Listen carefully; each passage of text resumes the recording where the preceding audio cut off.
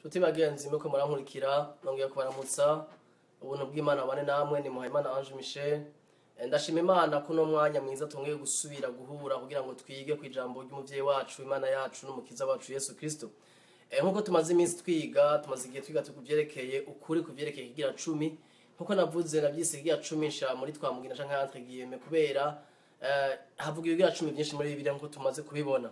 Twarize kuvyerekeye Abrahamu igira 10 yatanze, turabona kuri Yakobo igira 10 yatanze, tubona ko bose babitanze mu munezero. Abrahamu yagitanze agiha Melkisedeki nk'umwami wa kiriya gihe, nk'umuherezi w'Imana isumba byose El Elyon. Hanyuma tubona neza yuko yagitanze mu byo yatsa abami bagwanye, ntiyatanze mu butunzi bwiwe kandi si kinyagumye yakora, ntiyabikoze ko ari itegeko. Yakobo domaine ntiyabikoze kubera yategetswe, yahaye isezerano Imana niyamugira neza akazobikora, ishaka ikintu kuri volonté mu mutima wiwe. Hama twarize kuvyerekeye amategeko amaze kuza, les lois canke la loi de Moïse, Ancien Testament imaze gutangura.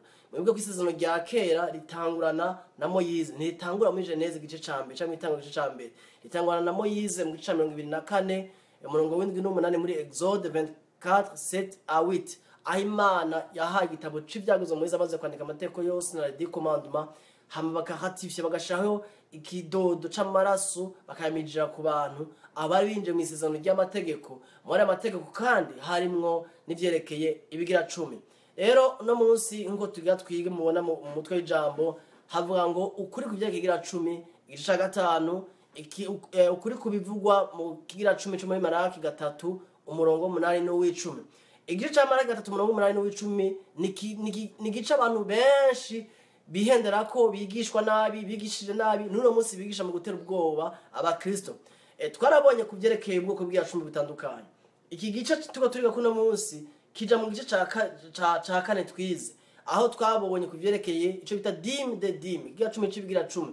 Twarabonye ubwoko bubiri bw'iya 10. Bwa mbere twabonye igira 10 bakura mu mwimbu w'ibiterwa hamwe n'ibikoko bashikanira Imana, harimo na vino, harimo na elayo n'ibindi bitandukanye, amavuta ya elayo canke huile d'olive. Ibyo byose byari mu gihe 10 bahereza abarewi. Hama mu gihe 10 c'abarewi bahawe abarewi bamaze kuvyeganya igihugu cose ca Isirayeli, baca babishira abaherezi, bagacafata 1/10 muri ya dîme yatanzwe bakayihereza abaherezi. Abaherezi nabo bagaca bayijana aho bita muri trésor, mu bubiko. Twarabonye ko ubwo bubiko bwari bufise ivyumba byinshi, amachambre menshi, kandi ubwo bubiko bwari hehe? Bwari muri temple cyangwa tabernacle y'Imana yabwiye aho haba isanduku y'isezerano. Uno munsi isanduku y'isezerano ntikiba mu nzu, iba mu mitima yacu. Wowe isanduku y'isezerano kuko Kristo aba muri wewe, Imana iba muri wewe, presence y'Imana iri muri wewe, Yesu aba muri wewe, Muhemu w'Imana aba muri wewe. Isanduku y'Imana iba muri wewe, uri inzu y'Imana. Cyo tuma umuntu agizwe n'ibice bitatu: imwemu, umushaha n'umugingo, esprit, âme et corps. Imwemu ni Imana ibamwo, umushaha niho igaragariza ubuzima bwayo mu vyimviro byacu, umubiri wacu niho ugaragariza uko tubaho mu buzima bwacu bwo kubaha Imana no kugendana n'Imana. Rero no musishaka twige kuvyerekeye igitabo ca Malaki 3. Ndazi iki kicigwa ko kiza kubicigwa kugufasha cyane kuruhuka. Mwibuke icigwa cacu canke ikiganiro cacu citwa ukuri kubohora. Ukuri kubohora, Imana ishaka kubohoka, ishaka kugendera mu kuri, ishaka kuruhuka. Ukuri ni Yesu, Yesu ni wamumenya urabohoka. Ibi byose tuko turiga ngaha sugira ngo tuvuge ibigenda nabi, aho no kuvuga ibigenda nabi n'ibyo kugwa neza, kugira ngo byose bidushe ku mwami wacu, kuri Yesu no kwijambo ryiwe turyuba. Rero tashaka no munsi turabe mbega abantu bigisha muri Malaki 3 umurongo 8 no gushaka kuw'icumi. Benshi bakunda kuvuga kuvyerekeye ururyi, bakavuga ivy'imivumo, bavuga abantu mutazotunga mu Kenya kubera mutanga ibira 10, n'abanyu bagwara kubera mutanga ibira 10, business zanyu zitagenda neza kubera mutanga ibira 10, ko mufise imivumo.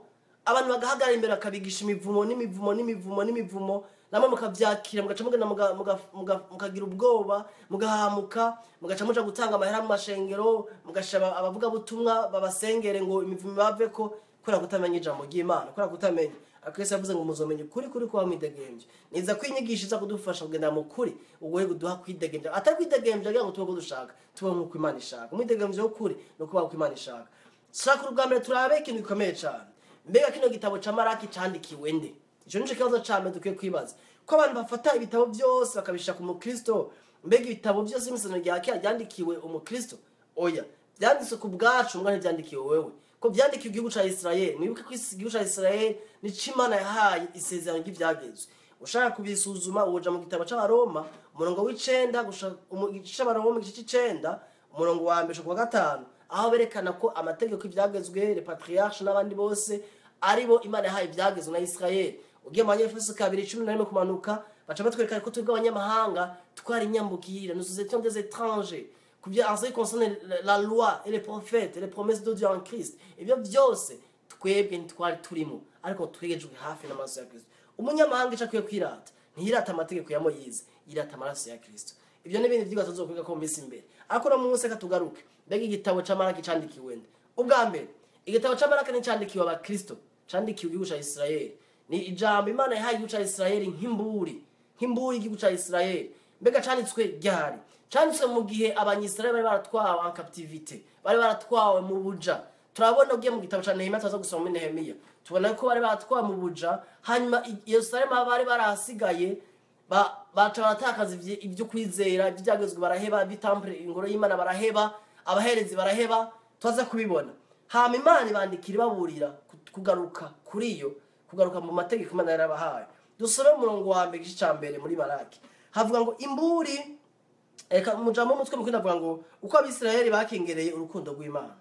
Imburi y'ijambo ryohoraho yo kubisirayeli yatumwe Maraki. Imburi y'ijambo ryohoraho yo kubisirayeli yatumye Maraki. Urumva yuko iyi mburi ni mburi yo kuri Israeli, si mburi yo mu ishengero rya Kristo, l'Eglise. Vuze ishengero siyo Eglise usengeramo, ni umubiri wa Kristo muri rusange. Iyi mburi rero siyo bahaye wewe uri muri Kristo, kuko ishengero na Israeli biratandukanye.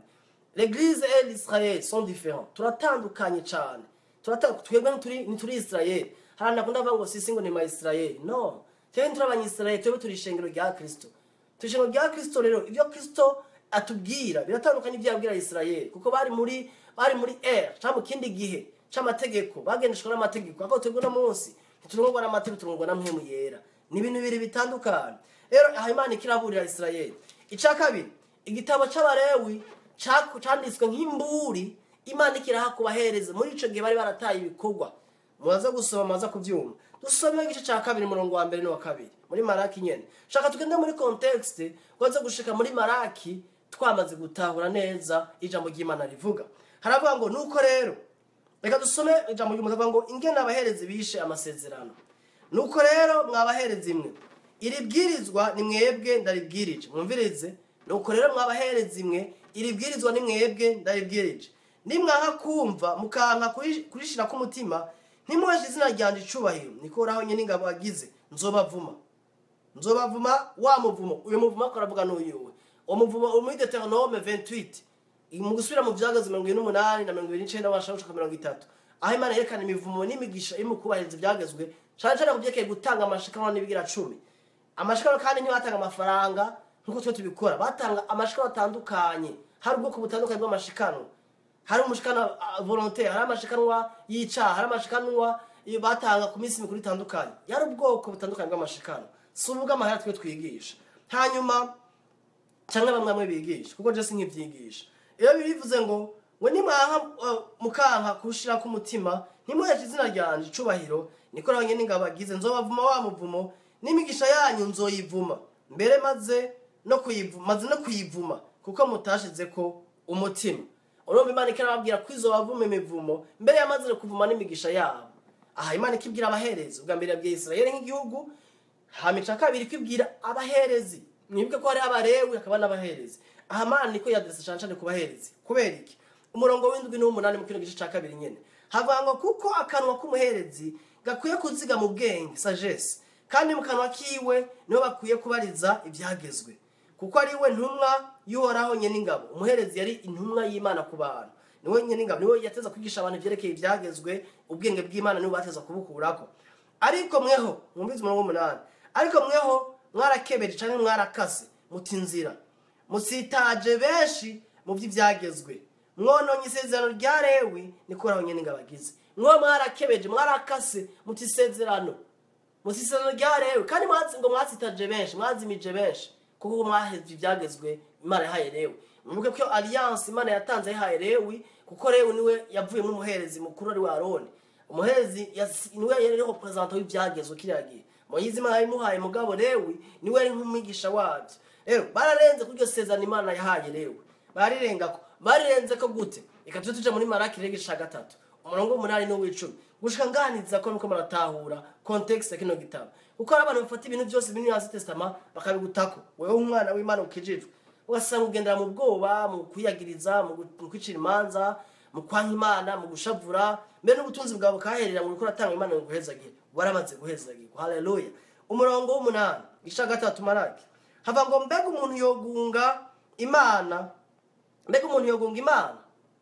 ariko mwebwe mwarangunze yamara mavuga muti twakugunze ibiki mwangunze ikigira 10 n'amashikano aha Imana mwibuke ikibwira abahereza usome mu gitabo cyose n'abanyisirayeli rero abantu benshi bakunda guhitana uyu murongo bava ngo mwaragunze Imana bahagutera ubwoba hari umukozi w'Imana nzi ndamwubaha ko afise ingabire Imana yamuhaze komeza ibitangaza n'ibindi no kuvugishwa mugabo ni umuntu azwi cyane akunda kubwira abantu ngo Imana yaramujanye mu ijuru umereka abantu batatanga igira 10 ngo batazoje kwinjira mu ijuru navuze ntiyaba yo byigisha ari hondi nuhagurutsa nkubwira nti uriko urazimiza abantu kurabesha abantu kuko agakiza ni ku buntu sugwe gutanga igira 10 iyo ari gutanga igira 10 hari abantu benshi batugiye mu ijuru nawe uri kurankurikira urimo n'abavyigisha bo nyene ntibatanga nkuko Bibiliya yigisha batanga ubinyuranye na Bibiliya tubona neza yuko ngaha Bibiliya yatubwira ngo mwarangunze ngo twakugunze iki mbega umuntu yogunga Imana ngo ati ego mwarangunze twakugunze iki mwangunze ibigira 10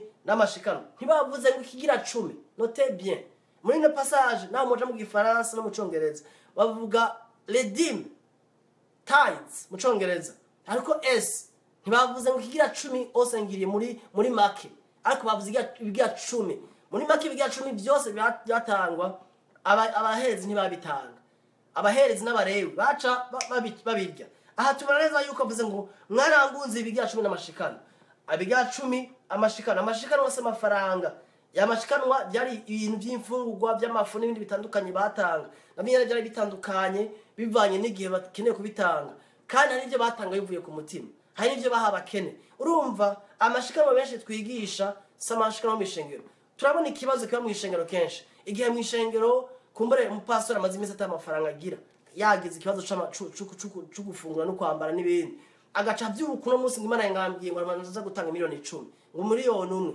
abandi akavuga ngo amadolari 1000 agaca byuka bwira abantu ngo mwaragunze Imana kumba mu mutima ashaka amafaranga canke hari ibibazo mu ishengero mukeneye kugura ivyuma bagaca babwira abantu ibintu byo kubatera ubwoba mugatanga atari ko munezerewe mugatanga n'ubwoba no iyo ni manipulation kandi Imana ishaka ko no munsi ishengero rya Kristo gihana abakozi b'Imana mwihana kuyana bisigurike ni guhindura ivyiyumviro ukaja mu kuri kujambo ry'Imana wizigira Imana irakubeshaho ibi ndabivuga nka experience y'uwanje sinkuru nabonye Imana irambesheje kandi mbaye ubuzima bunkwiye ndi kombre n'ubuzima mfise kubera iki natawe ko Imana yampezagiye muri Kristo kandi akoresha amaboko y'uwanje n'ubwenge Imana yampaye yaramaye ingabire zirambeshaho nkaba muri contentement ubwo rero gushaka kwa manipule ukoresheje ijambo ni kinyoma uko atera mu bantu aha bavuze ngo twakugunze ibiki mwangunze ikigira 10 n'amashikano murongo w'icenda wamuvuma mwarawuvumwe kuko ihanga ryose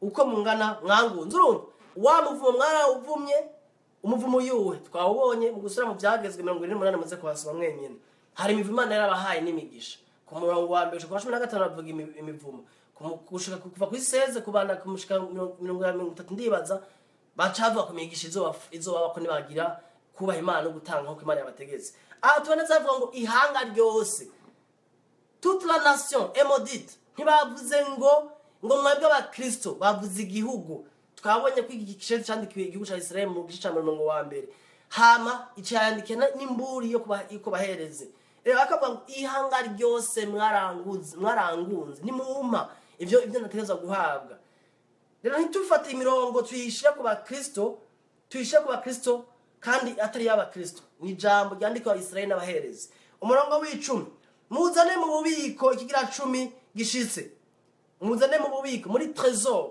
twarabonye kuri trésor mu gice ca 4 abashaka inyigisho mashaka kuza kuyiraba twabonye ko ububiko bwari muri tabernacle hari ahantu babika n'ibihugu birafise trésor public turabize kama banke akomeye afise ububiko babikamo rero ikibana shaka nuko tutabura ko iyo trésor bavuga ububiko atari muri banke atari mu ishengero muri rya sengero musengeramo si mu bigega by'ishengero.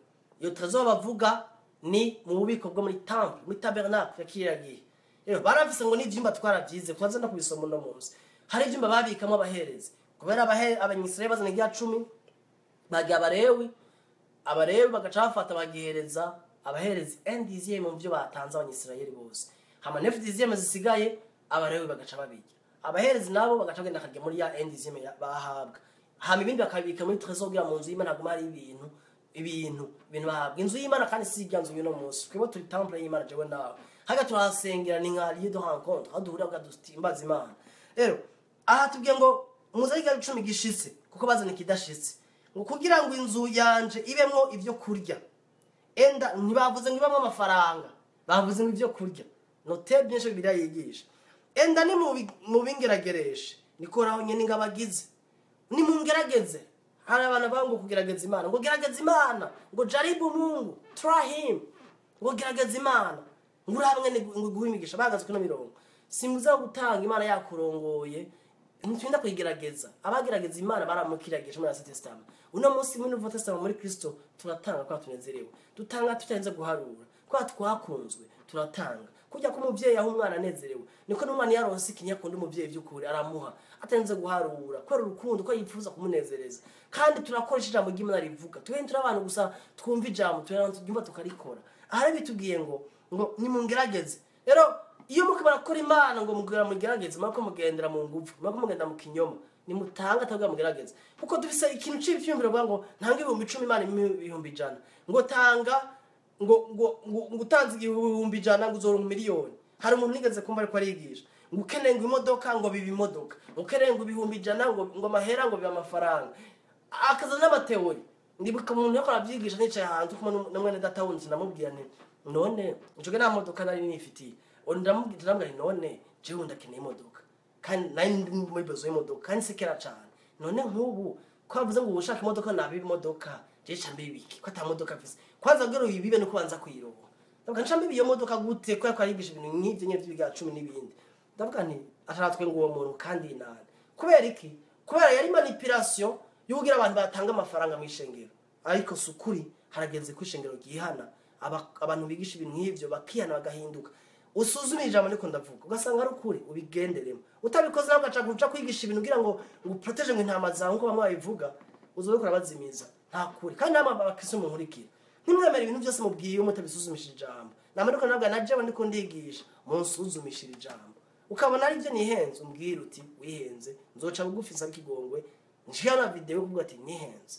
Rero katubandana ngo niko aranye ningabagize murabe ko ntazobagomorera ingomero zo mwijuru ndabacuncuburire umugisha mukabura naho mu bukwiza nzokankamira ururyi ku bwanyu ntigwonone imirima yo mu ndimiro zanyu kandi n'umuzabibu no mu ndimiro zanyu ntuzorumba niko araho nyene ningabagize azokankamira ururyi. Abantu benshi muragenda rwabwo ururyi ngo cyo tuma ururyi amafaranga arugeze kumva avuga ngo afise imbeba ngo imurira ngo amahera mu nzu ngo arasenga ngo agakora agatanga ngo mwanga amahera ngo magenda ngashaka ngo niko napanya ngo afise ngo imbeba ngo ndira amahera nta ruryo ufise ubwo ruryi bwa rwo mu isano rya kera kwera batumvira ivyagezwa birenga kuno musi ngo namwema iyo wumviye mpemu yera uragira umugisha niyo utamwumviye akubwira ati kora ikintu ntugikore hariho de consequence kumbura hariho umugisha kumbura wari kuca uguruka kwa utamwumviye kora bya kurongora namwema Galate 5:18 abagatega 5:18 navuga ngo nimba turongora namwema ntiri munsi y'ivyagezwa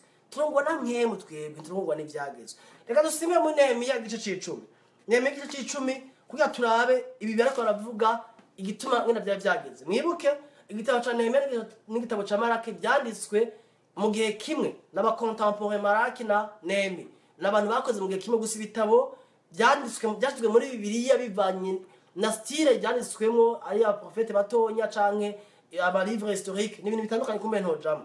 Eka dusimbira muri Nehemiya 10 umurongo wa 35 na 39 havuga ngo kandi ku mwaka utashe tuzozana mu ngoro y'Uhoraho ivy'imishuzo yo mu mirima yacu n'ivy'imishuzo y'ivyamwa byose byo mu biti by'amoko yose kandi tuzozana abahungu bacu b'imfura buburiza bw'ivyo dutunze ubw'inka zacu n'ubw'intama zacu tubizane mu ngoro y'Imana yacu nkuko byanditswe mu byagezwe tubishikiriza abaherezi bakora mu ngoro y'Imana yacu. Aha turabona Nehemiya akora restaurer igihugu, Nehemiya n'umuntu yigisha cyane mu byerekeye leadership canke restauration d'une nation, ariko yerekana ngene bari bakwiye gusubizaho urutonde mu ishengero canke mu gihugu ciwabo. Tuzohora tuzana ifu yacu y'umushuzo isewe yeretuwe gatubisimbira ku murongo w'igice ca 2. Abaherezi babishingure mu byumba byo ku ngoro y'Imana yacu. N'abarewi tuzobashikiriza ikigira 10 c'ivyeze byo mu mirima yacu, kuko abarewi aribo bakira ibigira 10 mu bisagara byacu byose aho dufise imirima. Twareza ko abarewi baje gutora ibigira 10 mu mirima pana mu mahera. Hanyuma abaherezi bagaca baha dime na bagaca dime de dime bagaca bayibika muri trésor mu ngoro. Rero mu ngoro trésor bavuga cyangwa ubwo bubiko si muri ganzo, si muri compte ya église, ni muri trésor yaba muri temple tabernacle. Gutahura ko Yesu yakoze ikintu gikomeye cyane. Umuntu ataramva ko Yesu yakoze acaja muri confisa kumva ngo iganzo dusengeramo niyo temple, ngo niyo trésor. Non, sivyo, niyo ni manipulation, ni mensonge, sukuri kwijambo ry'Imana. Avuga ngo abaherezi bazobibika mu nzu y'Imana. Umurongo wa 1 avuga kandi umuherezi wo mu ba Aroni azohora jana n'abarewi bagiye kwakira ibigira 10 byabo. Abarewi nabo bazokuramo ikigira 10 cyo muri ivyo bigira 10 nyene babizane mu ngoro y'Imana yacu, babishingure mu byumba by'ububiko. Urumva ya dime de dime abaherezi bazoyihabwa n'abarewi. Abarewi bazokwakira mu bisagara byose, begeranye ibintu byose byatanzwe, yari nka gutoza amatax. Hanyuma endize mahereza abarewi, abaherezi bamba abahereza acabika muri trésor muri bya byumba. Umurongo wa 9 Abisirayeli n'abarewi bazokwama bazana amashikanwa azunguzwa y'imeke na ya vino na y'amavuta, bayashingure mu byumba. Mumvise ubwoko butandukanye bw'amashikano mu byumba aho imbombo bavuna zahera zibikwa, ariho nyene abaherezi n'abashibamyi n'abaririmbyi barara. Ntaho tuzohemukira ingoro y'Imana yacu. Turaneza yuko ngaha abaherezi n'abarewi bategereza kubikora. Ariko gaturabe ikibazo cyari carabaye igituma mbega bitari bigikubana ko Nehemiya ariko arabigarukana ngo isubire gukorwa. Imugisha 13 umurongo w'10 gushaka 13 nyene candangiriza kuri kino gice nyene havuga ngo hanyuma nsanga yuko abarewi batakironka imituri bagerewe. Muri make abarewi ntibari bakironka ibigira 10. Ivyo byatumye abarewi n'abaririmbyi abakora ibikorwa by'ingoro y'Imana babita umuntu wese agasubira mu itongo ryiwe. Maze njana ntatira abakuru ntiniki catumye ingoro y'Imana irekwa. Ndaheza nkoranya abo barewi n'abaririmbyi basubiza mu myanya yabo, mbaza abayuda bose, maze abayuda bose baca bazana ibigira 10 by'imeke n'ibya vino n'iby'amavuta na elayo babishingura mu bubiko. Amen. Umurongo wa 13 ngo shiraho abazezwa bintu byo mu bubiko nibo baba Sheremiya n'ibindi n'amazina atandukanye. Tubaneza yuko mu kurangiza Nehemiya yanditse igitabo mu gice kimwe na Maraki. Abantu mugira ubushakashatsi mwoshaka kubizaba. Ariko ikibazo cyari kihari nuko abanyisirayeli kubera ibyagezwe ukora intambara bari barabayemo no gutwaga nk'inyagano nk'abaja banshi bari barataye ibyagezwe by'Imana. N'abarewi uko batari bakironka salaire yabo umushahara wabo ngo twabyize, baca barabita ngo bigira mu mazu, baraheba barabigenda baja kurondera, baja mu idiri nabo mugani wabaraho baja gukora akazi. Hanyuma n'abaherezi rero ngatubona Imana ikirababuranye mu gisha 3 ibabwira ati no mwarantaye. Nibaza ko n'abazana bikenya abaherezi n'abarewi baca bavyirira byose bisoko muri trésor, nta kintu na kimwe cari kibikwayo. Niyo tubona Nehemiya ariko aragerageza kugarukana mu gice 10 naho soma gushaka ku gice 10 urabona ko asubizaho urutonde. Rero iyo abantu bariko barazana inyigisho yo kuzana Maraki 3 umurongo wa 8 ku 10 bawushira kuri wewe, uzubabwira uti ibyo kuravuga sivyo, kubera iri jambo ri applicable ku banyisirayeli, ku barewi no ku baherezi. Usomye mu gice Maraki urabona mu gice 3 bavuga ngo mbega gukorera Imana ngo bimaziki, ngo muravuga ngo gukorera Imana bimaziki. Umurongo wa 16 muri gatatu acavuga bati ngo ariko abagororotsi ngo baricara baraganira ngo bitamo ijuru ngo birandikwa ngo ntuzomenya ngo umugororotsi n'umunyabyaha. Kwereka abaherezi barageza ngo bati none bimaziki gukorera Imana, bimaziki ko nakironka ibigira 10 byanje, ko ntakibayeho mu buzima nateza kubaho, nawe nyine barataye Imana barataye byagezwe n'igihugu cyose kimeze nabi. Rero Imana ikirababurira iburira igihugu abaherezi n'abarewe ntirikibwira wewe abantu bazana uwo murongo ngo ururyi ngo imivumo bahagutera imivumo. Igitabo c'Abagalatiya 3:13 tuvuga ngo Yesu yadukindukiye umuvumo guhindukira muri duhinduka umugisha. Waramaze guhezagirwa, nta muvumo ushaka gufata, nta ushaka kuvuma Imana yahezagiye. Warahezagiwe muri Kristo. Izo nyigisho zirakoreshwa cyane mu guhenda abantu. Hari n'abandi maze kumva bavuga ngo gutanga igicumi ngo ni minimum. Ngo niyo depart. Ukavuga ati ni standard yashizweho nande? Yashizweho na Kristo. Zeho iyo umuntu akicisha ngo ni standard ngo nugera kugira 10 abo n'abantu bamwe bito ngo bigisha ngo ubuntu bw'Imana bagaca cyangwa bagirwa ca Kristo carangiye kwera giga 10 badashaka kukirekura. Bashaka kukirekura kwera bafise ubwoba bumva bonco kibabeshejeho badafise kwizera Imana. Bagaca ngo nugera kugira 10 ngo mugatanga ngo birenze gira 10. No. Ivyo sukuri iyo standard nta ihari biritubwira mu bikone 2:9 igice 78 kwari gutanga ukurongowe mu mutima. Ukurongowe kandi mu mazo kumakurongora gutanga gufasha abigisha gufasha abakene gufasha abapfakazi gufasha imfuvyi gufasha abagowe gufasha abantu mu muryango wabo bafise ikibazo. Mbega ni bangaye muri mwebwe mumaze guheba gutanga kuri aba minervare kuriha gufasha abantu bagowe mubabona nk'ingona ababanyi banyu bagowe bakenye badaganye cyo gufungura mugahitana ibihumbi mukajana kwishengero ngo kugira ngo Imana ngibahezagire. Murumviye egocentrisme ko kwikunda. Hari abantu bagowe mu bantu, hari abana mutunze mu miryango batambaye neza muri imitima ntimubambike ntibafungure neza. Hari abantu bagowe mu bana, hari abantu mwishengero mwicarana chaque fois uja gusenga uzi ko atagira ruwaye.